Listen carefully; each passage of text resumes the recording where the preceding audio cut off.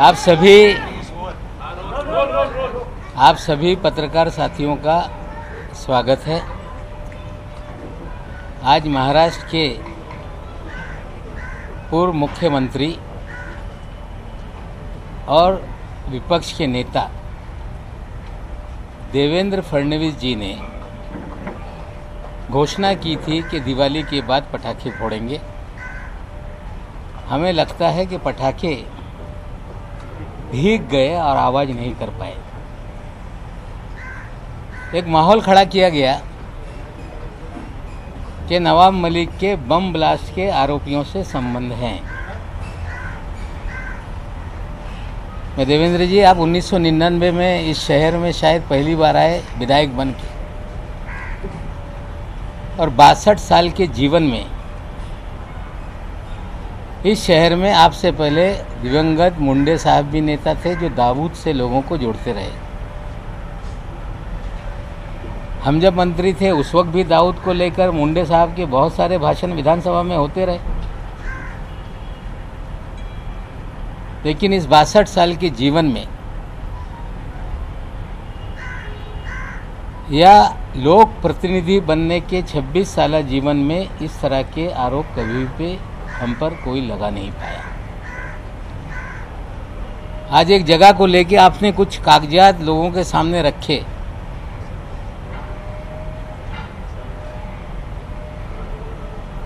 कि 1.5 लाख फुट जमीन ये कौड़ी मोल माफिया के जरिए हमने खरीदी। हमें लगता है आपके जो मुखबिर हैं, आपके जानकारी देने वाले, हमें लगता है वो कच्चे खिलाड़ी हैं। आप कहते तो मैं ही सारा कागजात आपको दे देता और भी कागजात आपको उपलब्ध करा देता। लेकिन आपने अंडरवर्ल्ड का खेल शुरू किया है।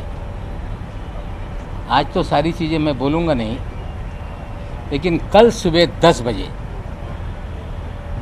देवेंद्र जी का अंडरवर्ल्ड का क्या खेल है इस महाराष्ट्र में,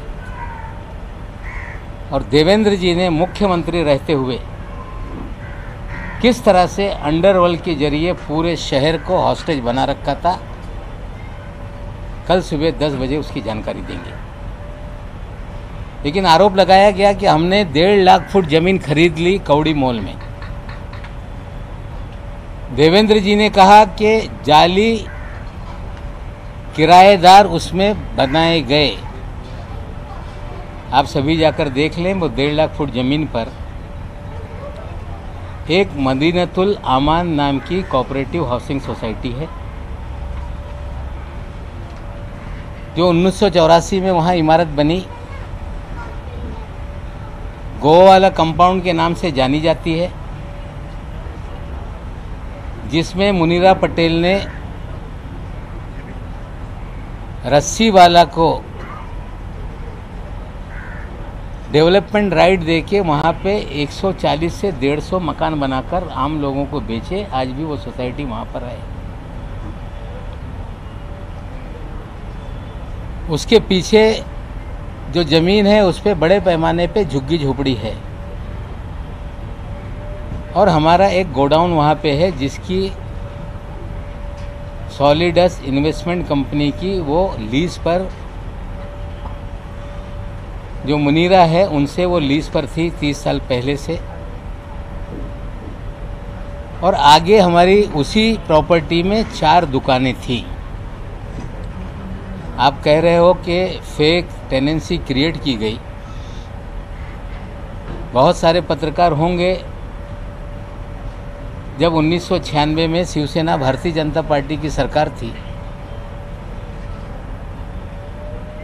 और हमें लगता है शायद 9 नवंबर का ही वो दिन था, और महाराष्ट्र में एक चौंकाने वाला नतीजा आया था जब नवाब मलिक शिवसेना भारतीय जनता पार्टी की सरकार में पहली बार उपचुनाव जीता था, और उस चुनाव का कार्यालय उसी गोवा वाली बिल्डिंग में था और जश्न भी वहीं मनाया गया था। 96 के आप जाकर मेरे कार्यालय के चुनाव के डॉक्यूमेंट निकाल लेंगे तो वहीं से हमने चुनाव लड़ा था। हम किराएदार वहाँ पे थे। जो मुनीरा पलम्बर है उन्होंने वहाँ पे झोपड़पट्टी थी, मदीनतुल आमान नाम की सोसाइटी थी, और उन्होंने हमसे संपर्क किया कि हम आपके पास जो गोडाउन है उसकी ओनरशिप हम या पूरी ओनरशिप देना चाहते हैं। हमने उनसे ओनरशिप ली। उनका जो पावर ऑफ अटॉर्नी था सलीम पटेल, उससे हमने रजिस्ट्री की। वो सारे कागजात उपलब्ध हैं। किराएदार के नाते उस समय जो स्टैम्प ड्यूटी थी, जो कीमत थी, हमने अदा की। वो सरकारी दस्तावेज में उपलब्ध हैं। हमने मालकिन से ली। अगर वो किसी को कहती है कि ये मेरा पावर ऑफ अटॉर्नी है, उससे आप पूरा आपका जो भी व्यवहार है वो पूरा कर लो, तो हमने वो पूरा करने का काम किया। देवेंद्र जी ने बढ़ा चढ़ा के बम ब्लास्ट का उल्लेख करने का काम किया। सरदार वली खान का उल्लेख करने का काम किया। शायद देवेंद्र जी को उनके मुखबिर बता नहीं पाए कि उसी गोवाला कंपाउंड में सरदार वली खान का आज भी घर है। पिछले 70 सालों से उसी गोवाला कंपाउंड में सरदार वली खान के जो पिताजी थे, वो गोवा वाला परिवार के एक वॉचमैन की तरह वहां पर काम करते थे। और जब हमने संपत्ति गोवा वाला परिवार से ली तो 300 मीटर पे सरदार वली खान ने अपना नाम चढ़ा लिया था। जब प्रॉपर्टी को हम रजिस्टर करने गए, ये बातें सामने आई और हमने 300 मीटर का पैसा देकर उन्होंने जो अपना राइट क्रिएट किया था वो उनसे सरेंडर करने का काम किया। आज भी वो हमारे घर के पीछे ही 2 प्रॉपर्टी पीछे वो सारी जगह है। जो गोडाउन है वो भी हमारा वहाँ पर है। जो आगे इमारत है उसमें भी जो 4 दुकानें उस समय हमारी थी वो भी है, आज वहाँ पे किराए पे लगाई हुई है। जब प्रॉपर्टी ली तो आगे जो गोवा वाला बिल्डिंग है जिसमें 4 दुकानें, 8 दुकानें नीचे, 8 घर ऊपर, ये सारी संपत्ति उस समय हमारी हुई। उसमें से बाद में एक बियर बार था। मुसलमान होने के नाते समाज का दबाव होने लगा कि आपके संपत्ति में बियर बार है। वो बियर बार को भी ज़्यादा पैसा देके हमने सरेंडर करवाने का काम किया। और किसी भी तरह से कोई अंडरवर्ल्ड के दबाव में या किसी बम ब्लास्ट के आरोपी से ये प्रॉपर्टी हमने खरीदी नहीं। ये पूरी तरह से हम किराएदार थे। जो जगह की मालकिन थी वो चाह रही थी कि आप ये मालकी हक ले लो, और हमने उनसे लिया। जो खान फैमिली थी, पठान फैमिली, जो वहाँ के वॉचमैन थे, उन्होंने अपना 7/12 पे नाम चढ़वा लिया था। उसे सरेंडर करने के लिए उन्हें पैसा देने का काम किया। और ये सच्चाई को देवेंद्र जी ने राई का पर्वत बनाने की कोशिश की। जो व्यक्ति 62 साल जीवन में इस शहर में कभी भी आरोप नहीं लग पाया कि किसी अंडरवर्ल्ड से नवाब मलिक के कनेक्शन रहे हैं, रिश्ते रहे हैं। आप कह रहे हैं कि आप जो भी एजेंसी है उसके सामने जाएंगे, जाइए, हम तैयार हैं। हमें लगता है कि झूठ का आडंबर खड़ा कर देने से किसी की प्रतिमा मलिन हो जाएगी। तो हमें लगता है देवेंद्र जी आपकी गलत फहमी है। जो कुछ है सारे दस्तावेज रजिस्ट्री ऑफिस में है। कंपनी का जो भी डिपार्टमेंट है वहाँ पे सारे कागजात हैं। जो पैसे का लेन देन हुआ उसकी स्टैम्प ड्यूटी हमने भरी है। ये कह देना कि 20 रुपया फुट में लिया, हमें लगता है झूठ बोलो तो जरा ढंग से बोलो। हमें लगता है झूठ बोलकर नवाब मलिक जो पिछले 7 साल से आपसे लड़ रहा था, पहली बार आपने इस तरह का आरोप लगाया, सरासर बेबुनियाद है। ना नवाब मलिक के किसी अंडरवर्ल्ड के लोगों से रिश्ते रहे, ना नवाब मलिक ने कभी बम ब्लास्ट के लोगों से कोई संपत्ति खरीदी। हाँ, वॉचमैन ने अपना नाम उस पर चढ़ा लिया था, उस वॉचमैन से नाम निकालने के लिए उन्हें पैसे देने का काम किया, ये सच्चाई है। जहाँ तक सवाल है देवेंद्र जी, आपने अंडरवर्ल्ड का खेल शुरू किया है, तो आपको आज मैं कह रहा हूँ कि सुबह 10 बजे आप कह रहे थे कि बम फोड़ देंगे। ये बम नहीं है, आपने आडंबर खड़ा किया। लेकिन नवाब मलिक कल सुबह अंडरवर्ल्ड का हाइड्रोजन बम मुंबई में गिराएगा और देश को बताएगा कि देवेंद्र फडणवीस किस तरह से अंडरवर्ल्ड के जरिए पूरे शहर को हॉस्टेज बनाए हुए थे, किस तरह से एक अंडरवर्ल्ड का सरगना जो विदेश में बैठकर इस शहर से उगाही करता था, वो सरगना किसके लिए काम करता था, वो अधिकारी किसका खास था। और मैं आपको बोलना चाहता हूं कि आज जो मैंने कहा है वो सारी बातें सामने हैं, लेकिन कल सुबह 10 बजे तक का इंतज़ार कीजिए। बम तो फूटा नहीं, लेकिन हाइड्रोजन बम कल सुबह 10 बजे गिरे। सर, त्यांनी असं सांगितलं की शरद पवार यांच्याकडे आम्ही कागद दाखवणार की त्यांचे मंत्री कसे हो दाखवा। मी कुठल्याही गैरप्रकारे कुणाच्यावर दबाव निर्माण करून कुठलीही संपत्ती घेतलेली नाही, कुठल्याही अंडरवर्ल्डच्या माणसाकडून कुठल्याही संपत्ती कवडी मोल घेतलेली नाही। भाडे करू असताना मालकी हक साठी जे पैसे त्या मालकींनी मागितले ते पैसे आम्ही दिले। वॉचमॅननी स्वतःचा नाव चढून घेतला होता, त्या वॉचमॅनला नाव काढण्यासाठी आम्ही पैसे दिलेले आहे। याच्यात माझ्या कुठल्याही अंडरवर्ल्डशी कुठलाही संबंध राहिलेला नाही। मी कवडी मोल जमीन कुठेही घेतलेली नाही। या उलट या मुंबई शहरामध्ये देवेंद्रजीचे जवळची लोक प्लॉट हडप करण्याचे धंदे कुठल्या अधिकाऱ्याच्या माध्यमातून करत होते आणि कुठला आंतरराष्ट्रीय डॉन जो विदेशातून भारतात आला होता तो कुणासाठी काम करत होता याची माहिती उद्या सकाळी 10 वाजता देऊ। सरदार शाह अली खान आणि दुसरा सलीम पटेल ही दोन जणांनी नावं घेतली। सरदार शाह अली खान आणि सलीम पटेल यांचे संबंध तुमच्याशी जोडलेले आहेत, त्या संदर्भात तुमचं काय? सरदार खान जो है, सरदार वली खान याचे वडील जी प्रॉपर्टी गोवावालेची आहे त्याचे वॉचमॅन होते। भाडं वसूल करण्याचं ते काम करत होते। त्यांच्या मुळे ते जे मालिक आहेत ते तरस झाले होते। त्या सरदारनी 7/12वर स्वतःचं नाव चढून घेतलं होतं 300 मीटरवर। जेव्हा मालकींनी आम्हाला विकलं तेव्हा त्याचं नाव रिफ्लेक्ट झाल्यामुळे त्यांना आम्ही पैसे दिलेले, हे सत्य परिस्थिती आहे। आणि सलीम पटेल या गोवावाल्याचे पॉवर ऑफ अटॉर्नी होते आणि ज्या मालकनी पॉवर ऑफ अटॉर्नी यांच्याकडून व्यवहार करून घ्या त्यांनी सांगितल्यामुळे हे सगळे व्यवहार म्हणजे भाडे करू असताना मालकी हक घेण्याचं काम आम्ही केलेलं आहे।